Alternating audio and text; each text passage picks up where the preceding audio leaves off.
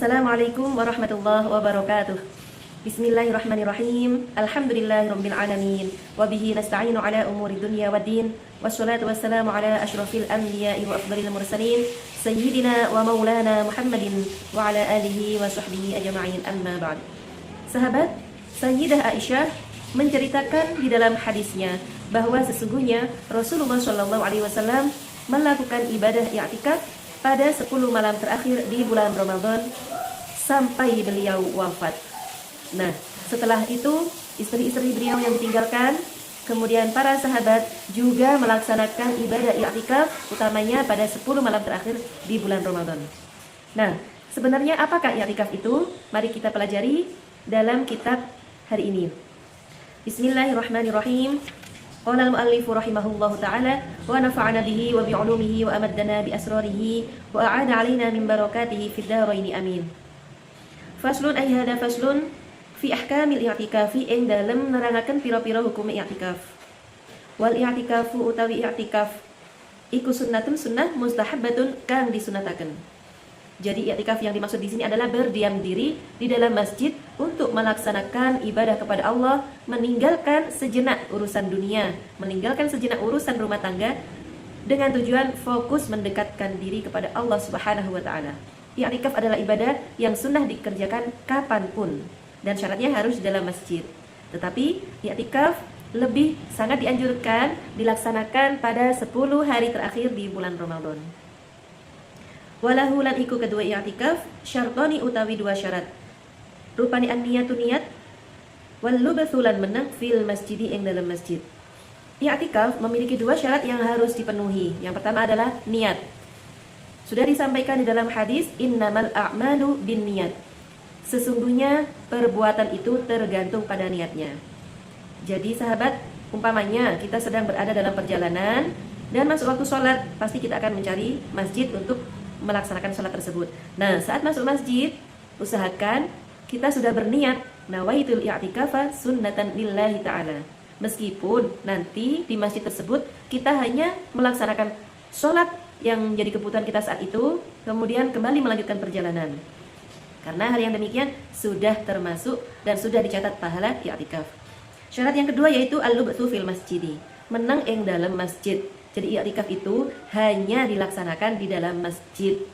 Nah, bagaimana solusi bagi ibu-ibu atau mbak-mbak yang tidak bisa ke masjid karena kesibukan rumah tangganya atau karena masjid tidak aman bagi mereka? Contoh, masjidnya itu terlalu kecil sehingga kalau kita diam diri di sana i'tikaf itu sangat memungkinkan terjadinya fitnah. Atau ketika kita pergi ke masjid di malam hari yang disunahkan itu justru kita membahayakan diri kita karena tidak adanya muhrim atau karena tidak ada izin dari pasangan. Maka silahkan mengisi hari-hari 10 malam terakhir bulan Ramadan dengan mendekatkan diri kepada Allah Subhanahu wa taala sebisa yang kita mampu. Baik itu dikerjakan di rumah. Mungkin sambil masak, kita bisa sambil zikir kepada Allah. Ya Allah, niat mendekatkan diri kepada Allah. Insya Allah, Allah Maha Tahu. Kita lanjutkan. Wala yakhrujulan ora kena metu minal i'tikafi saking i'tikaf al-manduri kang dinadaraken illa li hajatil insani kejaba krana kebutuhane manungsa. Orang yang sedang i'tikaf dilarang untuk meninggalkan masjid jika i'tikaf itu adalah i'tikaf nadar, yang artinya hukum i'tikafnya menjadi wajib sebagaimana yang pernah dinadarkan oleh sahabat Umar bin Khattab radhiyallahu anhu semasa beliau masih dalam keadaan jahiliyah. Beliau pernah bernadar, "Ya Rasulullah, saya pernah bernadar untuk beriktikaf di dalam Masjidil Haram." Nah, kemudian Rasul menjawab, "Laksanakan nadarmu." Nah, apabila sudah demikian, maka kita dilarang untuk keluar meninggalkan masjid untuk hal lain, tetapi cukup untuk kebutuhan adami atau hadami, contohnya buang air kecil dan seterusnya. Au udhrin utawa udhur min haidin saking haid, atau tiba-tiba keluar darah haid, pasti diperbolehkan untuk keluar meninggalkan i'tikaf, menyelesaikan i'tikafnya. Au maradin utawa loro la yumkinu kang ora mungkin op al maqamu netepi ma'ahu serta ni marad. Jadi apabila tiba-tiba di tengah i'tikaf orang tersebut jatuh sakit yang parah sehingga membutuhkan perawat atau dokter, atau sakitnya itu bisa mengganggu ketertiban masjid, contohnya diare atau muntah-muntah dan lain sebagainya, maka orang tersebut diperbolehkan untuk meninggalkan masjid, menghentikan i'tikafnya. Wa yabtulu lan dadi batal apa i'tikaf bil wata'i sebab jima. Di dalam Al-Qur'an sudah disebutkan wala tubashiruhunna wa antum 'akifuna fil masajid. Ayat ini menjadi dasar bahwasanya i'tikaf adalah ibadah yang bisa batal karena terjadi sentuhan kulit, tubashiruhun, itu karena jima atau karena sentuhan kulit yang dengan bersentuhan tersebut mengeluarkan mani. Demikian sahabat, pembahasan i'tikaf pada kali ini. Mudah-mudahan bermanfaat.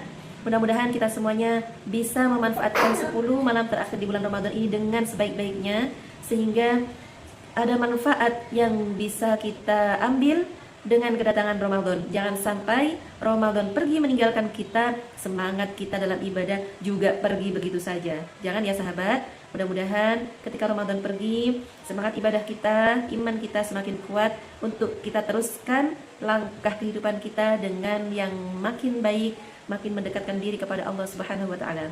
Semoga kita dipertemukan dengan Ramadan pada tahun-tahun yang akan datang dalam sebaik-baik keadaan. Akhirul kalam, wassalamualaikum warahmatullahi wabarakatuh.